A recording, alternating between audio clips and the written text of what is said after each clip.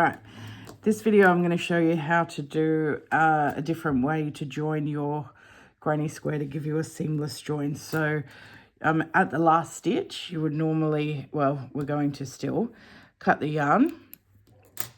And normally, well, what a lot of people do is you put your hook into the top of that chain 3, and then you would, yarn over and pull that through everything with a slip stitch, and then yarn over and pull that closed. And then you get this kind of little, let me zoom in. You get this unusual little bump there. You kind of got, is that the stitch? Is that the stitch? What's going on? It doesn't sit flat. When you come to join your granny squares, it's a bit messy. So I just want to show you an alternative way. It's called a needle join. And just let me undo this that I made. And then I will show you how to do it. Gives you a nice seamless join. So I'm just going to pull that out. And then here, I'm going to pull this up like this. So the yarn is like that. And then I'm going to thread my needle.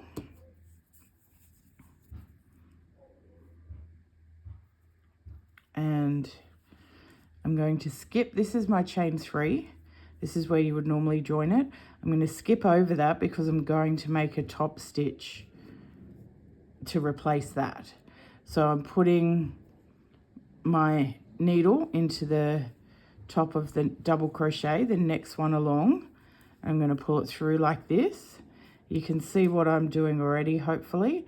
I'm making a replacement stitch for that. And I'm going to pop my needle down the back of that next chain like that. And then adjust it. You can see how I've now made the top of that much more seamless. And then I'm just going to show you how I sew it in on the back to make sure that it's nice and secure. Just going to weave it in on the back end and adjusting it to make sure it's the same size as my other stitches. I'll come back and show you that in a minute. But to weave in your ends,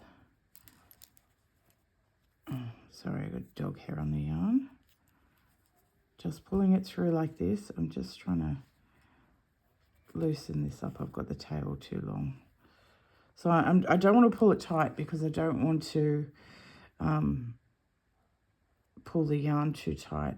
And then I'm just picking up the back. So you can see that you can't see the needle from the front. I'm just picking up the back fibers of the yarn. And just anywhere, you won't see it. It's the same, as long as it's the same color. If you've got a different row of color, try not to do it in the different row of color. Keep it in the row that is the same color, yeah. So I've come through there. I'm going to miss that first one and just go back under there.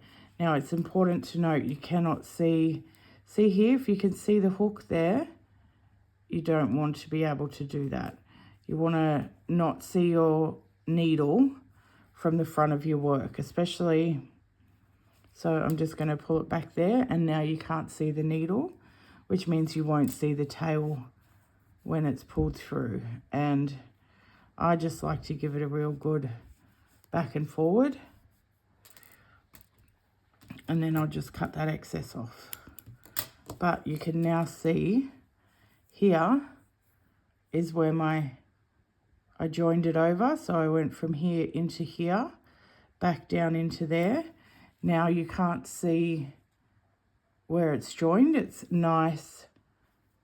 That's the stitch that I created when I joined it, but it looks exactly like all the rest of my stitches. So then if I get 2 granny squares and I want to sew them together, it's nice and seamless and easy. You don't have that extra bit of the stitch that is quite confusing sometimes. So that's just how I like to join a granny square with a seamless join. It's called a needle join or a seamless join. Yeah.